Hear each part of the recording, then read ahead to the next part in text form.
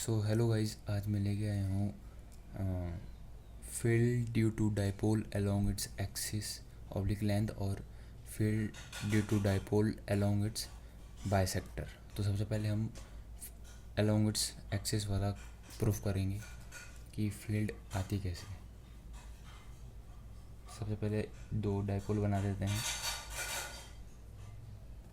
एक plus Q charge का, एक माइनस क्यू चार्ज का, और इनके बीच की सेपरेशन कुछ ए मान लेते हैं। और इनके लाइन में, एक्सिस की लाइन में ही एक पॉइंट कुछ मान लेते हैं जो कि सेंटर से डी डिस्टेंस पे हम मानते हैं। सेंटर से डी डिस्टेंस पे तो कूलम्ब लॉ के हिसाब से यहाँ पर जो फील्ड हम लिखते हैं प्लस क्यू के चलते, ई प्लस क्यू के चलते जो होगी के Q plus Q divide by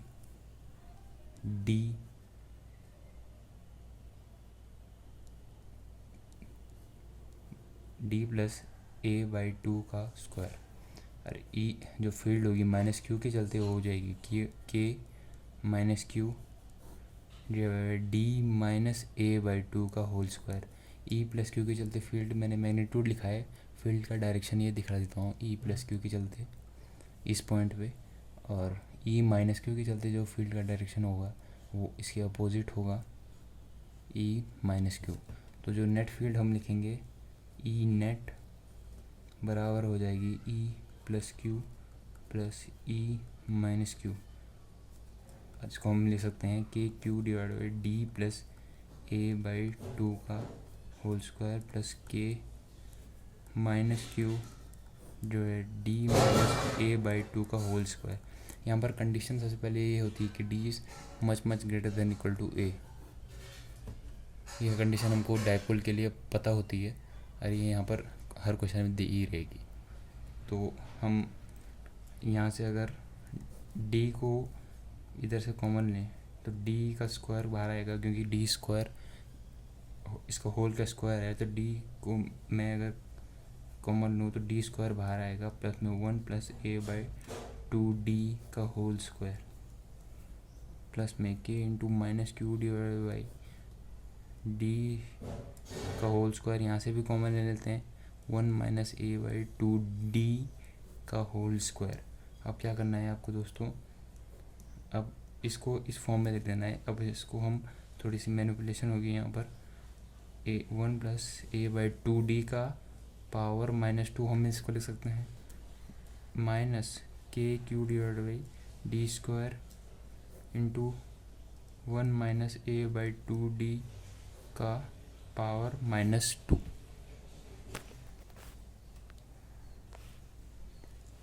अब इसको हम और सिंप्लीफाई करेंगे और के क्यू बाई डी स्क्वायर को यहाँ पर कॉमन ले लेंगे, 1 प्लस ए बाई 2 डी की power -2 minus 1 minus A by 2 D की पावर -2। अब सबसे इम्पोर्टेंट स्टेप इस पूरे प्रूफ का ये है, अब यहाँ पर बाइनोमियल थ्योरम हमको अप्लाई करना पड़ता है। हम मैथ्स में पढ़ते ही हैं बाइनोमियल कि ऐसा बाइनोमियल को एक्सपेंड करते हैं, 1 प्लस एक्स की पावर एन को लिख देते हैं हम एन सी 0 इंटू 1 की पावर एन एक्स की पावर 0 प्लस में एन सी 1 की power N minus 1 x plus n C 2 1 की power N minus 2 x square plus डेड एडेस एन सी एन 1 की पावर 0 एक्स की पावर एन तक हम ये एक्सपेंड करते हैं। अब हम यहाँ पर इसको एक्सपेंड करेंगे, अब हम इसको एक्सपेंड करेंगे 1 प्लस एन सी 0 यानी कि -2 सी 0, -2 को मैं एन मान रहा हूँ, एन सी 0 इंटू 1 की power N A by 2 D की पावर 0 प्लस में एन सी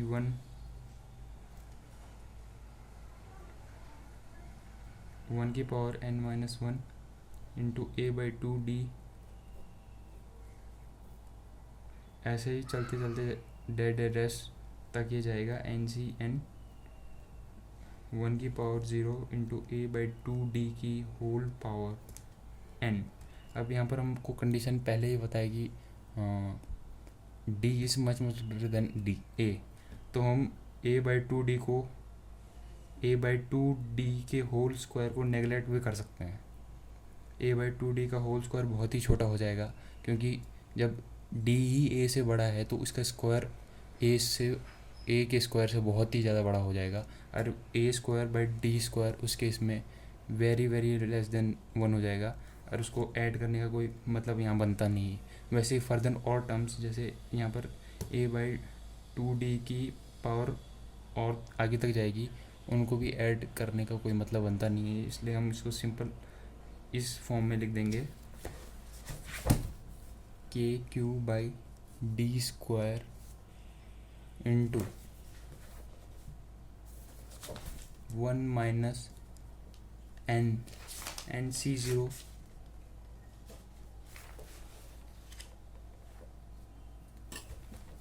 नहीं,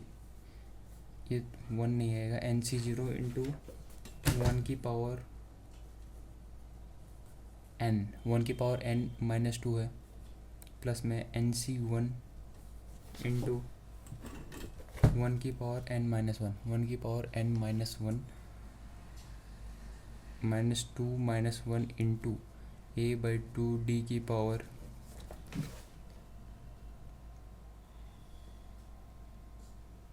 a बाई 2d की power 1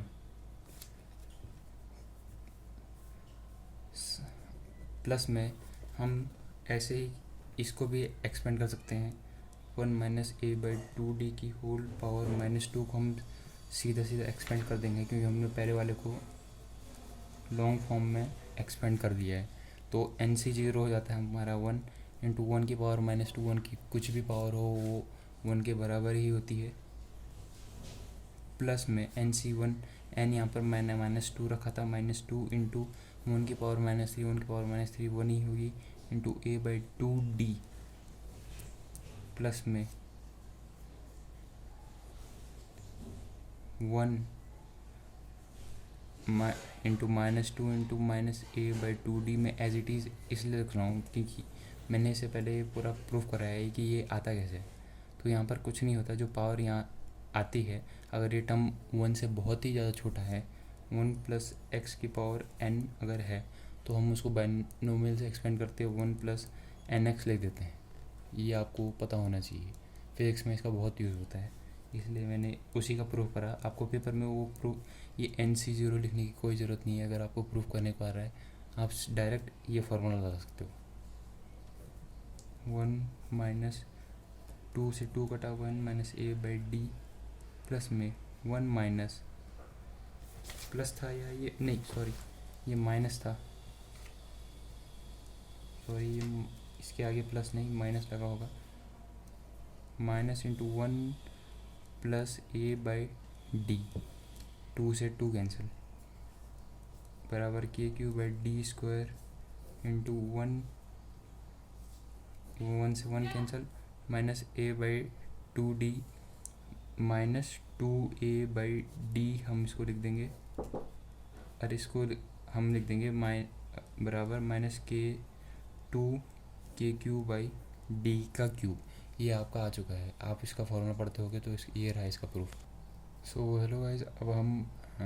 field due to dipole along its bisector को प्रूफ करेंगे। तो सबसे पहले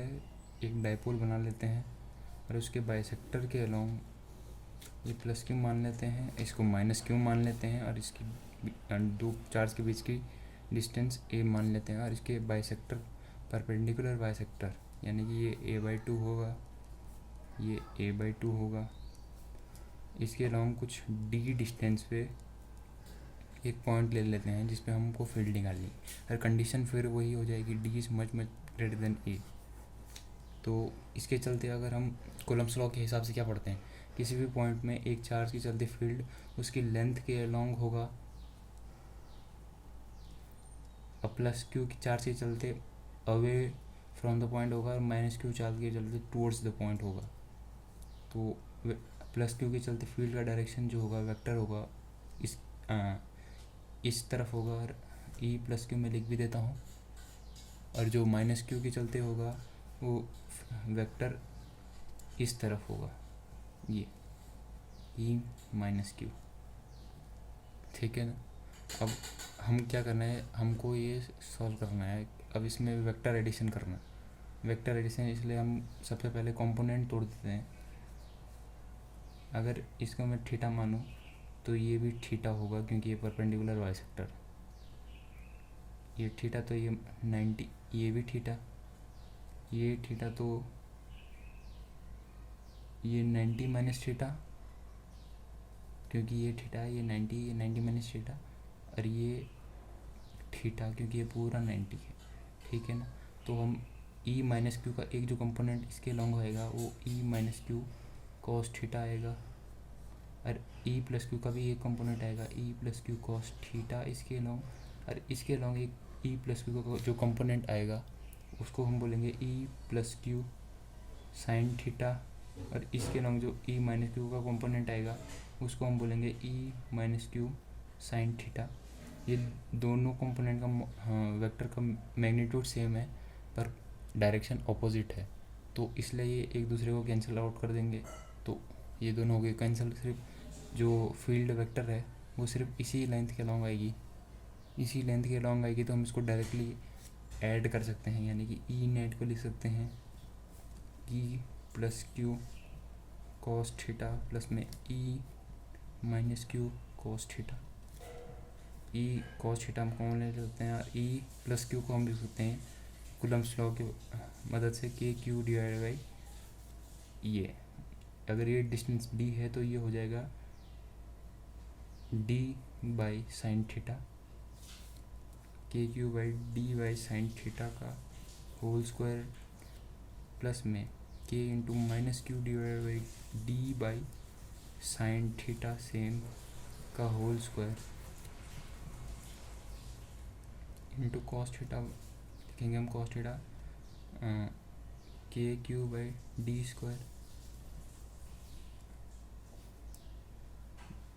स्क्वायर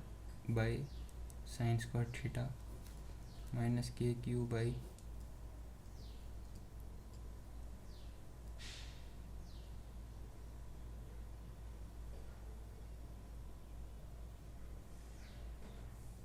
एक मिनट, सॉरी कुछ गलती हो गई है, कंपोनेंट डायरेक्टली ऐड हो रहे हैं, तो यहाँ पर मैं माइनस क्यू नहीं लूँगा, क्योंकि मैंने पहले ही वेक्टर का डायरेक्शन मान ली है माइनस क्यू के चलते अंदर की तरफ,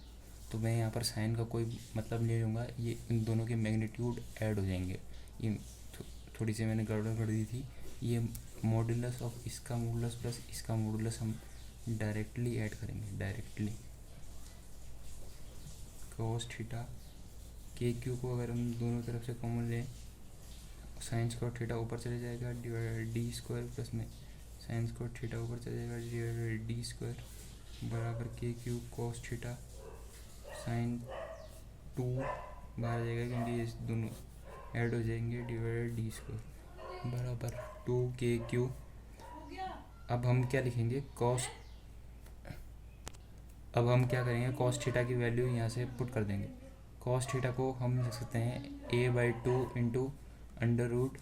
डी स्क्वायर। पाइथागोरस थ्योरम लगा के हम हाइपोटेनस लिख सकते हैं परपेंडिकुलर का स्क्वायर प्लस में बेस का स्क्वायर डी स्क्वायर प्लस में a/2 का होल स्क्वायर। कॉस थीटा को हम लिख सकते हैं बेस अपॉन हाइपोटेनस, यानी कि a/2 अपॉन हाइपोटेनस को हम लिख रखा है डी स्क्वायर प्लस में a/2 का होल स्क्वायर, और साइन स्क्वायर थीटा को हम लिख सकते हैं परपेंडिकुलर का square D square divide by hypotenuse का square D square plus a/2 का whole square divide by D square. इसको हम लिखेंगे डी स्क्वायर से डी स्क्वायर कैंसिल कर देते हैं, और हम लिखेंगे के क्यू, यहाँ पर 2 से 2 भी काट देते हैं, के Q into A divide by D square plus a/2 का होल स्क्वायर की पावर 3/2 इसकी पावर 3/2। अब यहाँ पर फिर वही जैसा हमने पिछले केस में किया था, अब यहाँ पर बाइनोमियल एक्सपेंड करना पड़ेगा, यही चीज़ का यूज़ करना पड़ेगा कि D is much much greater than A. तो डी स्क्वायर को अगर मैं यहाँ से कॉमन लो, D square 1 plus A by 2d का होल स्क्वायर की पावर 3/2। अब मुझे डी स्क्वायर को बाहर लेना है, इसके बाहर लेना है, तो मैं ये बाहर डी क्यूब इसके बाहर आ जाएगा, क्योंकि मैं डी स्क्वायर को ऐसे करके लिख सकता हूँ,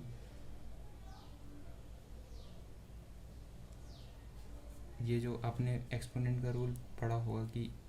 ए की पावर m इंटू बी की पावर n की पावर होल की पावर x बराबर ए की पावर एम एक्स हो जाती है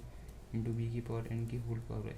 वैसे ये डी स्क्वायर को मैं a मान लेता हूँ, डी स्क्वायर की पावर 2 है, m को 2 मान लेता हूँ, और ये बाहर आया है तो m इंटू एक्स होगी 3/2 इंटू 2 होगा 3/2, 2 से 2 कैंसिल, तो डी क्यूब बाहर आया है into 1 plus A by 2d का होल स्क्वायर की पावर 3/2।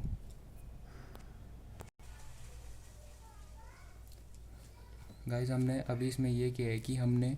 यहाँ पर a/2d वाला का होल स्क्वायर वाला टर्म है, a/2d का टर्म नहीं है, तो पहले ही a/2d 1 से बहुत छोटा था, अब a/2d का होल स्क्वायर हो चुका है तो 1 से बहुत ही ज़्यादा छोटा हो जाएगा, तो 1 के रिस्पेक्ट में अगर इसको ऐड करेंगे तो कोई फ़र्क नहीं पड़ेगा, तो इसलिए हम सीधा इसको 1 ही लिख सकते हैं, तो 1 की पावर -3/2 1 ही होगा, तो हमारा आंसर हो जाएगा k/a/d3। Thank you.